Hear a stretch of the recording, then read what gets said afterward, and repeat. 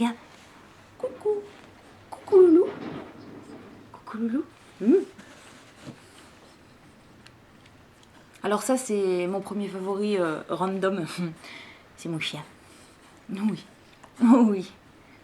Bisous. Bisous. Bisous. Tu me dis. Allez, va jouer. Salut, je vous retrouve donc pour cette deuxième partie de mes favoris du moment, à la tienne, où je vais vous présenter donc mes favoris random, j'aime pas dire ce mot-là, mais divers et variés, autres que... Non, l'écharpe, loulou, qu'est-ce qu'il me fait? J'ai des écharpes à vous présenter, donc.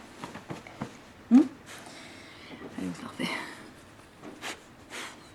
Mel, non, on sort pas. On sort pas. Hey, j'ai mes écharpes, il croit qu'on va sortir. Salut à tous, je vous retrouve donc dans cette deuxième partie pour vous montrer mes favoris du moment. Random? Non, j'aime pas.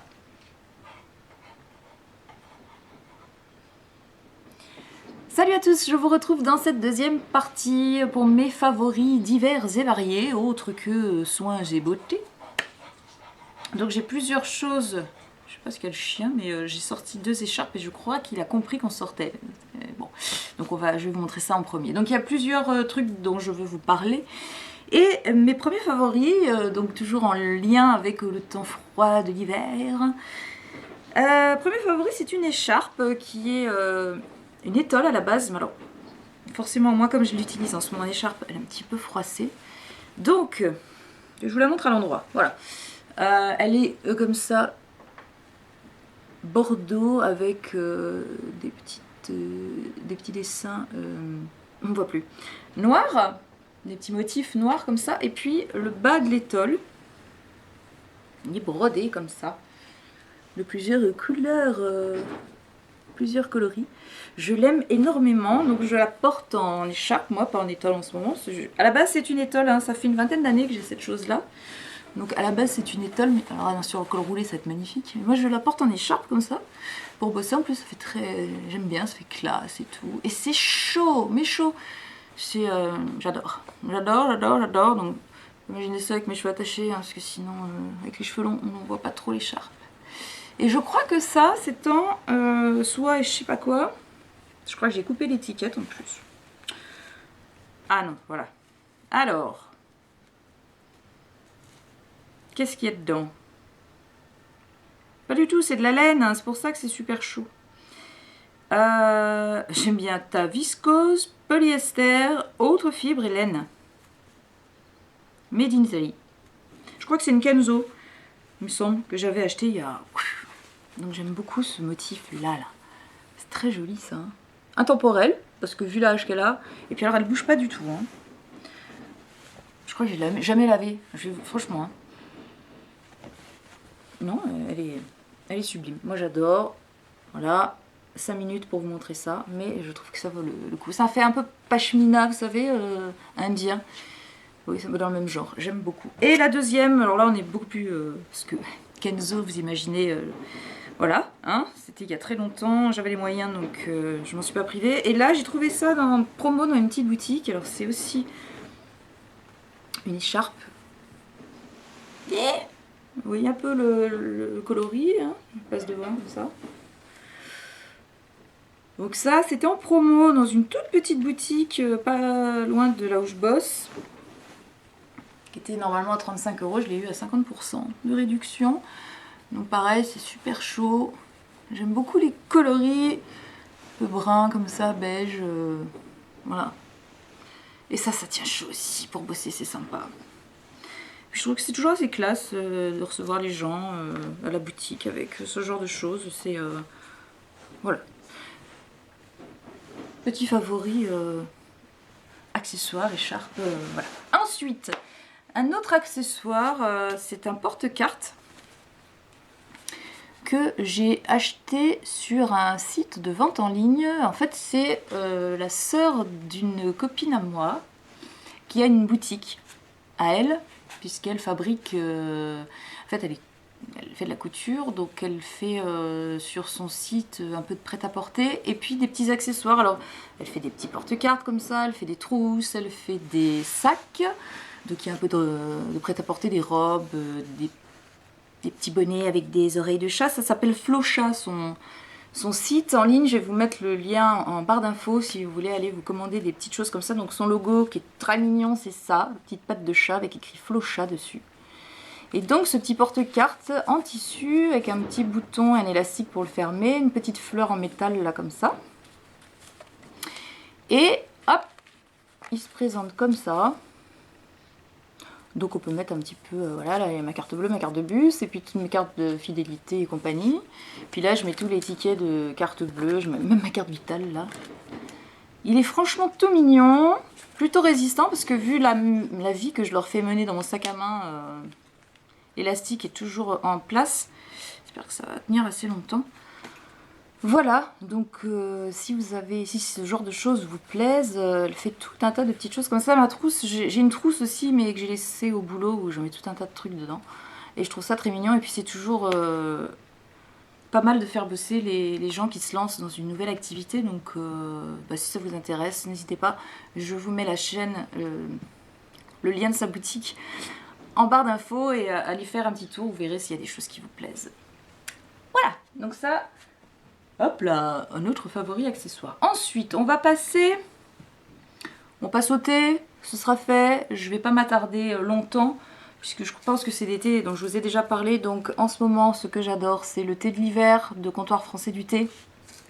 Un thé noir avec une dominante café, caramel et une touche de cacao. Mais on est surtout sur le caramel et le café. Je l'adore. Emma, je te l'ai conseillé, tu l'as acheté, tu me diras ce que tu en penses. Pour moi, c'est une tuerie. Voilà, ça réchauffe énormément l'après-midi.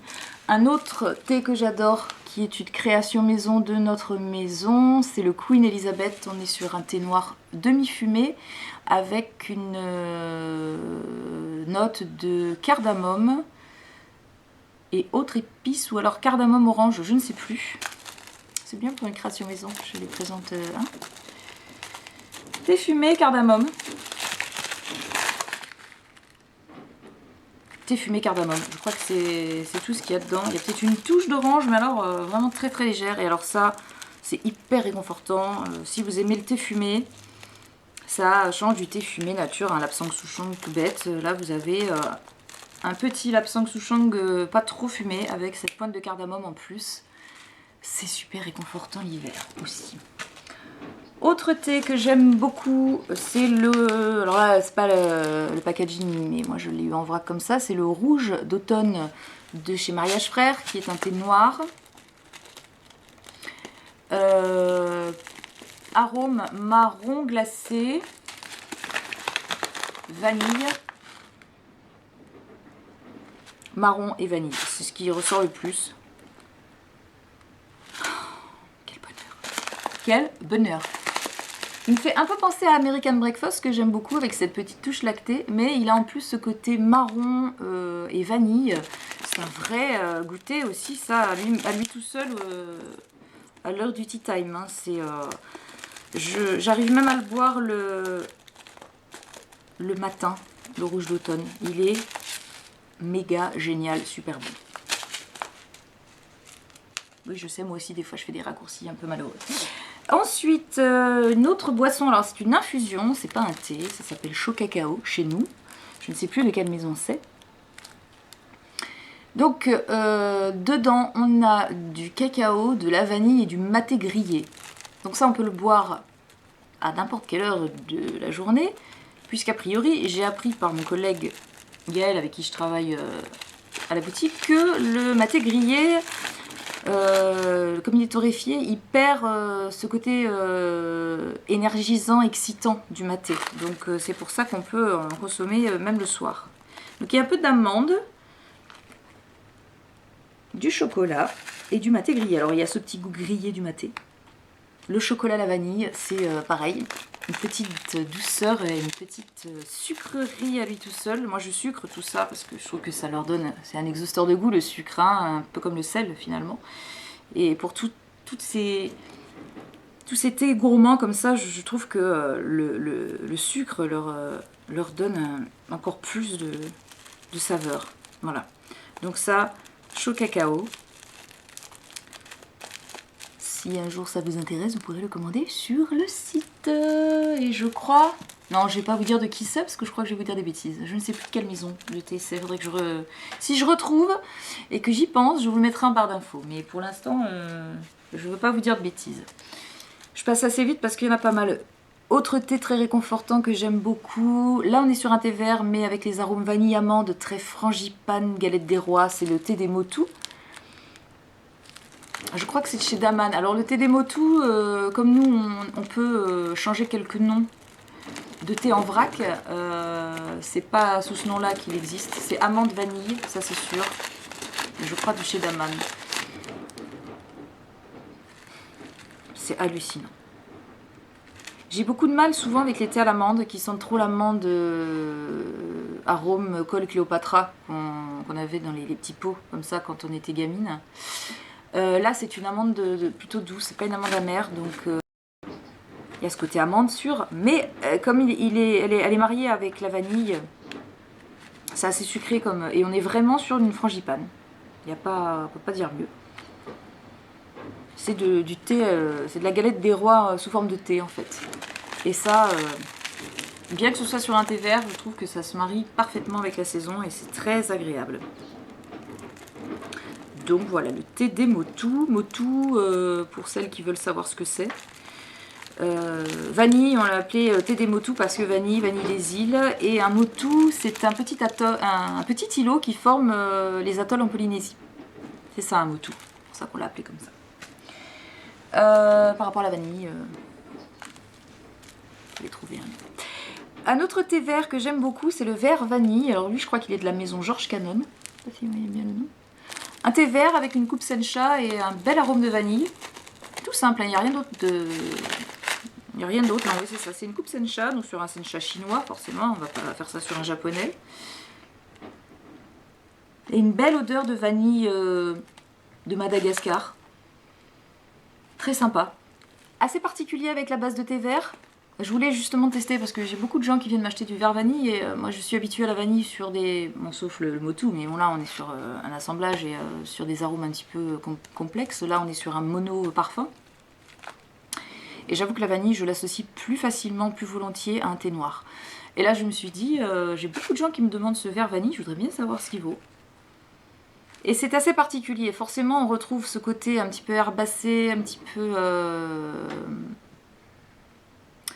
artichaut du thé vert avec une note vanillée dessus un peu sucrée. C'est assez désarçonnant. J'ai voulu tester ça un matin, j'ai pas pu hein. Franchement non, c'est pas du tout pour moi un thé du matin, pour moi en tout cas. Donc il faut que je le reteste dans l'après-midi tout seul pour pouvoir, je pense, mieux l'appréhender et mieux l'apprécier. Mais en tout cas il est prometteur et il faut que je vois si je vais m'habituer à la base de thé vert sur une vanille. Je suis pas encore sûre de moi. Mais ça va, je l'ai pris en 50 grammes, donc c'est pas trop grave. Et j'en ai encore deux à vous présenter. Là, on est sur le thème de l'orange. L'orange est encore de saison pour quelques temps. Alors le premier s'appelle Orange Sanguine. Orange Sanguine, c'est une eau de fruits. Donc ce sont des fruits séchés dont on se sert pour faire des infusions. Donc là, on est carrément sur des morceaux d'orange mélangés à de l'hibiscus un petit peu pour le côté acidulé. C'est un vrai bonheur. Donc ça se boit aussi n'importe quand, à n'importe quelle heure de la journée. Moi, je l'aime bien le soir après manger. Et on est vraiment sur une orange sanguine, donc une orange assez... comment vous dire, acidulée. Un peu plus qu'une orange traditionnelle. Et ça, avec une eau à 95 degrés pendant facile 7 à 8 minutes. Hein. Ils mettent 6 minutes pour les autres fruits, mais celle-ci, si on la laisse pas assez longtemps, elle va être fadasse. Donc c'est bien de la laisser au moins 7-8 minutes. Ça vous fait une jolie eau colorée en orange et le goût est vraiment fidèle au nez, à l'arôme qu'on a sur l'infusion sèche comme ça.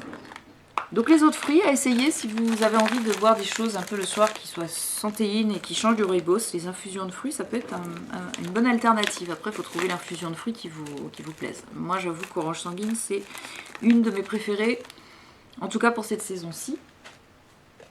Et enfin, on reste dans l'orange. Donc ça, c'est une boîte que j'ai ramenée de Nouméa. J'avais acheté ça dans une boutique qui faisait des produits australiens. Donc c'est une jolie boîte. Le thé était absolument immonde dedans. Mais la boîte est très jolie, donc je l'ai gardée. Et dedans, j'y ai mis un thé que j'ai acheté il y a pas mal de temps. Je ne sais pas si je vous en ai parlé. C'est le orange douce. Donc là aussi, on est sur un monofruit, monoparfum, sur une base de thé noir. Et on est sur une orange qui a un goût mais magnifique. C'est vraiment l'orange à l'état pur. Donc pas orange sanguine, pas orange amère, orange douce. Ça le matin, j'adore. Ça fait un peu mes mères des fois quand on...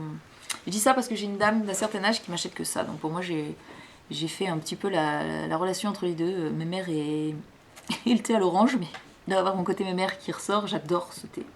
Je l'adore au petit-déj. J'adore à 4h. Cet après-midi, je vais me faire ça. Ça réconforte aussi énormément avec cette chaleur. Bien sûr. Oui, oui, oui. Fin février, 40 degrés à l'ombre. Non, avec ce froid, pardon. L'après-midi, c'est un vrai bonheur de boire ce genre de choses. D'ailleurs, je te l'ai fait acheter, Emma aussi. J'espère qu'il va te plaire. Ah, quand vous venez, je vous fais acheter des trucs que j'aime. Hein. Sinon, c'est pas la peine. Alors, voilà, ça, c'était mes petits thés. Donc, tous les thés que j'aime en ce moment, pendant cette période un petit peu frisquette. Ensuite, restons dans le domaine de je me fais plaisir, il fait pas chaud, hein, j'arriverai, je veux des choses qui me rassurent, qui me confortent, réconfortent, c'est mieux. Et ben il y a toute ma série de petites bougies, fondants étoiles de chez My Sweetie's Candle. Je vais essayer de les faire tenir tous dans ma main, ça va être un peu difficile. Attention, attention, roulement de tambour, cascade. Donc voilà. Ce sont les petites étoiles fondantes My Sweetie's Candle, donc qui ne remplacent pas, mais qui viennent se rajouter à mes tartelettes Yankee Candle. Donc celle-ci, on est vraiment, regardez comme c'est mignon, tac. On est vraiment dans la gourmandise à l'état pur. Là, je suis en train de faire brûler popcorn. Je te trouve d'ailleurs un peu discrète, popcorn. Hier, j'ai fini... nougat tendre, nougat je ne sais pas quoi, merde. Est-ce que j'ai gardé l'étiquette? Forcément non. Bon, nougat quelque chose, hein, il y en a qu'un je crois de nougat, il est sublime. Vanillé comme ça, très discret mais vraiment présent. Popcorn, je sais pas, peut-être parce que ça fait un moment que je le sens plus trop. Mais sinon, j'en ai encore tout plein à tester. J'ai la madeleine, donc il ne contient pas de vanille. Sandra, tu me l'as dit. J'ai banane crémeuse, j'ai macaron, pistache, j'ai marshmallow et j'ai le biscuit de Noël. Ça, j'adore. J'adore, j'adore, j'adore. Je vous recommande. Je vous remets le site en barre d'infos également. Alors, ensuite, on passe à la culture. Je m'y remets un peu. Ça faisait un temps que j'avais un peu... je devenais une inculte de base. Donc, en ce moment, comme j'ai parfois... le mercredi, j'ai un rendez-vous hebdomadaire. Et donc, je reste sur Montpellier jusqu'au soir. Je vais y arriver. Donc, entre mon rendez-vous et le début du boulot, il se passe un petit temps. Donc... Et ben je me suis dit, au lieu d'aller faire les boutiques et de dépenser tous tes sous, mets-toi dans un coin sympa et puis bouquine. Donc le jour où je me suis dit ça, je suis allée dans une librairie qui s'appelle Gilbert Joseph, qui fait des bouquins d'occasion. Et je me suis trouvé une petite bio de Françoise Sagan, qui s'appelle Un certain regard, et qui reprend des extraits d'interviews qu'elle avait donné à un journaliste et dont elle avait tiré en fait un bouquin mais qui était beaucoup plus dense. Et là donc ils ont repris les plus grands moments en fait de de ces entretiens. Donc elle nous raconte un peu sa vie. Donc là j'en suis au début du succès de Bonjour Tristesse. Donc j'ai vu toute l'enfance de Sagan et puis là c'est son premier roman, 19 ans, Bonjour Tristesse, qui va la faire entrer dans le monde des grands écrivains. Donc Sagan, pourquoi Sagan? J'adore Sagan, j'aime au-delà de sa littérature, puisque je connais en gros que Bonjour Tristesse, hein, j'ai quasiment rien lu d'elle. J'aime le personnage, elle a vécu sa vie à fond, avec tout ce que ça a pu entraîner de mieux et de pire surtout chez elle. Et c'est quelqu'un qui m'a toujours fascinée, j'aime beaucoup Françoise Sagan. Donc voilà ce que je lis quand j'ai 5 minutes dans le bus ou voilà. Un certain regard, Françoise Sagan. En ce moment, c'est un peu tout. J'ai laissé tomber tout ce que j'avais commencé comme bouquin. J'ai tellement de choses à lire que je sais pas comment, par où je vais recommencer et comment je vais m'y prendre. Mais bon, pour l'instant, j'y vais petit à petit, histoire de reprendre. C'est un peu comme, vous voyez, quand on n'a pas mangé pendant très très longtemps, il ne faut pas reprendre d'un coup un gros truc, on y va petit à petit. Et ben là, c'est un peu pareil. Ensuite, j'ai 2 bouquins, deux mensuels à vous montrer, de magazines. Le premier que j'ai découvert la semaine dernière, qui s'appelle Simple Things. Voilà, donc c'est un magazine d'art de vivre. Donc le sous-titre, c'est Le plaisir des choses simples. Et alors forcément, la photo m'a attirée, hein. On voit une dame, une jeune dame, entourée d'un plaid, en train de bouquiner au coin du feu. What the fuck, je veux dire, hein? C'est parfaitement ce que on a envie de faire en ce moment.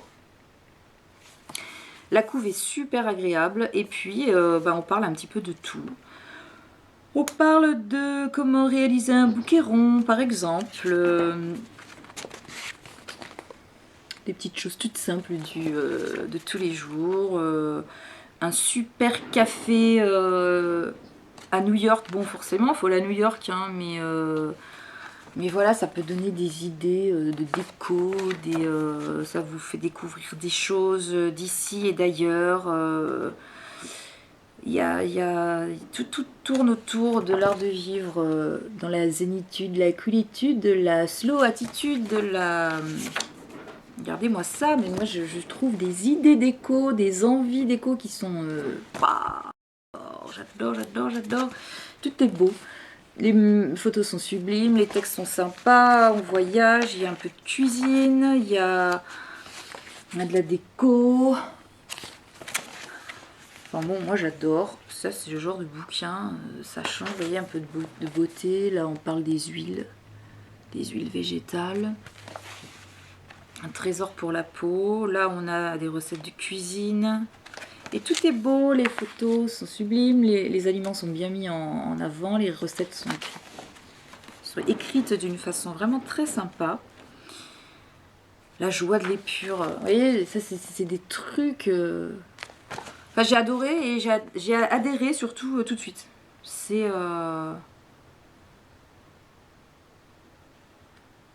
Voilà, à la fin, voilà... miscellanée, les idées ludiques et pratiques à picorer comme il vous plaît. Donc on parle des personnages, on parle de petits des savons pour le corps, de comment composter sur son balcon,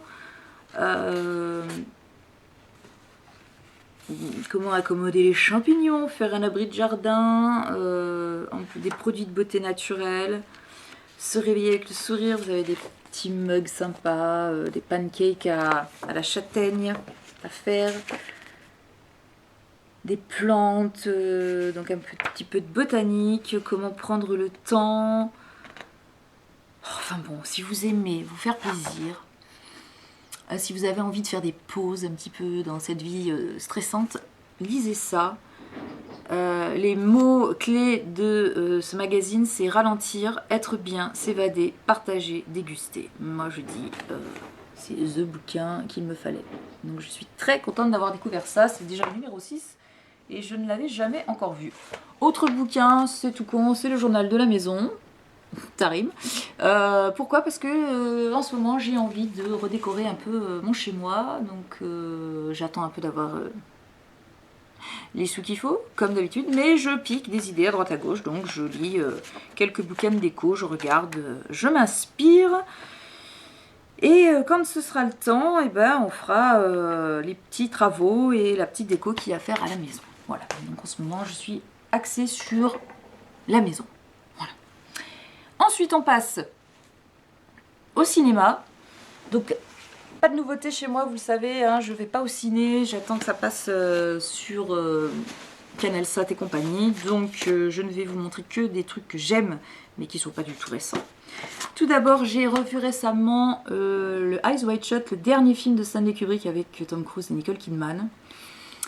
J'ai trouvé ça super long, mais j'adore la bande-son, j'adore le derrière de Nicole Kidman, qui franchement a tombé dans ce film. Elle a un corps de rêve, les cheveux de rêve, des fringues de rêve, un appart de rêve, enfin bon bref, Nicole Kidman, je veux être toi dans ce film.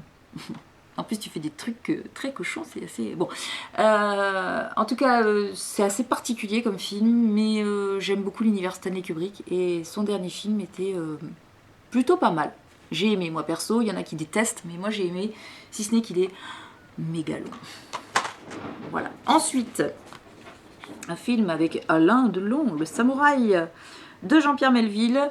Un super beau polar. Je suis de nouveau amoureuse de Jean-Pierre Melville, donc je suis en train de me refaire tous ses films. Grand amateur de jazz, Jean-Pierre Melville, donc des mises en scène sublimes, des bandes-sons sublimes, des bagnoles de folie. Vous voyez des bagnoles américaines dans les films français de Melville, vous dites qu'est-ce qui se passe-t-il? Où sommes-nous? J'adore le ciné de Melville, j'adore son univers et voilà, donc ça fait partie des grands films de Jean-Pierre Melville, Le Samouraï avec Alain Delon. C'est très vieux, hein, ça date de 67. Je vous avais dit que c'était pas tout neuf. Encore une nouveauté, un petit Chabrol. Alors ici c'est Que la bête meurt avec Jean-Yann et Michel Duchossois. Jean-Yann est un être épouvantable dans ce film. Mais ignoble, complètement ignoble. Je suis folle aussi des films de Chabrol, donc pas tout Chabrol, j'aime surtout toute cette époque, Le Boucher, Que la bête meurt, et puis après Les Inspecteurs Lavardin. Donc tous les polars de Chabrol, je suis complètement fan, et celui-ci est assez... J'aime bien Chabrol parce que justement, dans ses personnages, il y a toujours cette part de... Comment vous dire? On a chacun en nous quelque chose, pas de Tennessee, quelque chose d'assez pervers. Et même si c'est pour la bonne cause, on peut laisser ce côté un peu pervers et machiavélique et manipulateur prendre la place pour arriver à ses fins. Et c'est ce que j'aime chez Chabrol, c'est qu'il dépeint ses caractères assez immonde et odieux d'une façon mais hallucinante. C'est très très vitriolé, c'est toujours acide, c'est toujours très chabrolesque. J'adore, des bandes son pareilles, géniales, une mise en scène, des acteurs, waouh. Chabrol à regarder. Par contre, moi, j'ai arrêté d'aimer Chabrol après La Cérémonie. Ça a été pour moi le dernier grand Chabrol. Et après, tout ce qu'il a fait, je dis bien tout ce qu'il a fait jusqu'à la fin, j'adhère plus. Mais bon, donc du Boucher en gros à La Cérémonie, c'est du grand Chabrol. Avant, faut aimer, c'est la nouvelle vague, donc les cousins, le beau Serge, les biches, tout ça. Je suis pas fan, moi, c'est très nouvelle vague. Mais voilà, après, quand on part dans ces polars, c'est le bonheur total. Et enfin, les films que j'aime regarder en hiver. Automne-hiver, ce sont les films de Sautet. Et celui-ci fait partie de mes préférés aussi, avec César et Rosalie. C'est Vincent, François, Paul et les autres. Un grand film de Sautet. Là, pour le coup, Sautet, je les aime tous. Du début à la fin, je les ai tous vus. Je les aime tous. C'est un univers très particulier, très citadin, très parisien. C'est des films chorales. C'est les bandes de copains, c'est les soirées dans la maison de province, maison de week-end où tout le monde se réunit, où tout le monde discute autour d'un d'une table où on s'engueule, où on parle de tout un tas de choses, et puis des histoires comme ça, au milieu de tous ces gens, tous ces amis, il y a toujours des histoires personnelles et des portraits de l'un, de l'autre. C'est une mise en scène magnifique, c'est toujours intimiste, bien que ce soit des films chorales, c'est ça que j'aime. Les personnages sont sublimes, mis en valeur, ils sont... On disait, et je l'avais déjà dit je crois dans une de mes vidéos, que Sautet c'était le Harcourt du cinéma. Harcourt c'est ce studio où on fait des portraits en noir et blanc des stars magnifiques, avec des lumières sublimes. Et bien en fait voilà, Sautet c'est le Harcourt des réalisateurs où on met en avant les caractères des personnages comme ça.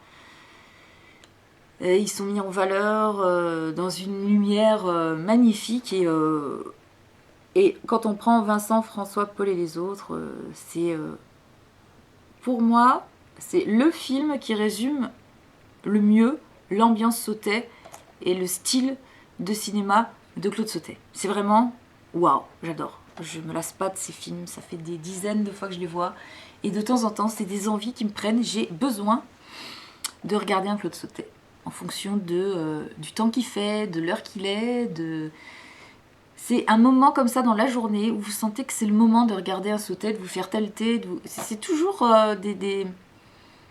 des atmosphères qui vous donnent envie de regarder telle chose, ou de manger, ou de boire telle chose. Moi je fonctionne comme ça, tout est dans le sensitif, tout est dans le...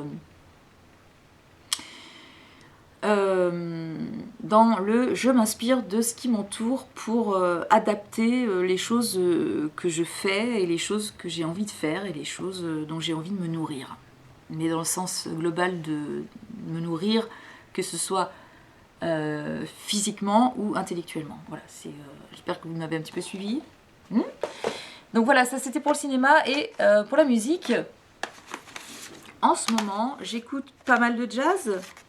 Forcément, dont mon ami Miles Davis, avec la bande-son par exemple de Ascenseur pour l'échafaud, qui est une de mes œuvres favorites de Miles Davis, sachant que c'est sa période cool que je préfère, dès qu'il a commencé la période un peu plus moderne, je suis pas cliente. Mais alors là, ça, c'est le bonheur total. D'ailleurs, film Nouvelle Vague, Ascenseur pour l'échafaud. Très beau rôle de Jeanne Moreau, un polar très lent que j'adore. On la voit déambuler dans Paris avec la musique de Miles Davis derrière, c'est sublime. Ensuite, j'écoute pas mal de classiques aussi, donc je suis toujours aussi fan du concerto pour clarinette de mon ami Wolfgang Mozart. Ça c'est le pied total, hein. Envie de vous faire du bien, de vous relaxer, de vous évader. Mozart. Et surtout le concerto pour clarinette que j'adore. Les impromptus de Schubert qui vont très bien aussi avec ce temps-là. J'aime beaucoup les écouter en hiver, ainsi que les nocturnes de Chopin que je n'ai pas là mais que j'ai sur Deezer, je ne les ai pas en CD. Mais les impromptus de Schubert et les nocturnes de Chopin. Les nocturnes de Chopin vont plus avec une ambiance fin de journée quand le soir tombe. Les impromptus, je les mettrais peut-être que ça, vous voyez, en fin de journée au printemps, ça peut le faire aussi. Les impromptus, c'est un petit peu plus léger que les nocturnes de Chopin. Vous voyez, les impromptus de Schubert, c'est magnifique. Si vous ne connaissez pas, écoutez les impromptus de Schubert. C'est quelque chose, il faut avoir connu ça au moins une fois dans sa vie. Et puis ensuite, enfin, quelque chose d'un peu plus moderne. C'est cette chère rumeur. Christelle, Kiki, je te fais un petit clin d'œil parce qu'on est folle de cette jeune chanteuse anglaise d'origine pakistanaise. Donc ça c'est son premier album, c'est Season of My Soul, que j'aime par-dessus tout. C'est une ambiance aussi très... comment vous dire? C'est sensoriel aussi, Rumeur. Elle a une voix très chaude, il y a des sons jazzy, funky en même temps. C'est très... Alors là pour le coup, j'aime bien mettre ça en ce moment parce que ça appelle le beau temps. Ça appelle le printemps, ça appelle l'été qui est pas loin. Et ça, c'est un espoir sur les beaux jours qui vont commencer à arriver. Rumeur Season of My Soul. Elle a sorti un nouvel album il n'y a pas très longtemps qui est un peu dans le même genre. Elle a une voix tellement chaude que forcément on pense à l'été quand on l'entend. Et des notes musicales autour qui sont sublimes. Ça c'est d'un cool, mais voilà, si vous ne connaissez pas, allez sur Deezer, allez sur YouTube et écoutez Rumeur. C'est une méga folie. Voilà, bah, j'ai fini de vous présenter mes favoris d'hiver en ce moment, on va dire, de la saison. Donc je vous retrouverai plus tard pour vous faire d'autres favoris, mais je pense que de faire ça en fonction des saisons, c'est plutôt pas mal. Parce que ça... j'espère que ça a de la cohérence, un peu ce que je dis, et que les choses s'emboîtent et s'imbriquent les unes aux autres pour former vraiment une atmosphère. C'est ça que j'ai envie de donner et que j'ai envie de faire passer, et j'espère que vous y êtes sensibles en tout cas. Voilà. Allez, je vous fais de très gros bisous, je vous dis à très bientôt pour une prochaine vidéo sur un tout autre sujet. En attendant, prenez soin de vous, faites-vous plaisir. Et puis, on se revoit tout bientôt. Allez, bisous, ciao!